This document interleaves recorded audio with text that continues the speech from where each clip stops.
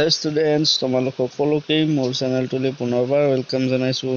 আজি তোমালোকৰ বাবে লৈ আহিছোঁ ক্লাছ 8ৰ এছামিছৰ 2024 চনৰ ফাৰ্ষ্ট ইউনিট টেষ্টৰ কুৱেশ্যন পেপাৰখন। তোমালোকে যদি নতুনকৈ মোৰ চেনেলটোলৈ ভিজিট কৰিছা, চেনেলটো ছাবস্ক্ৰাইব কৰি ল'বা।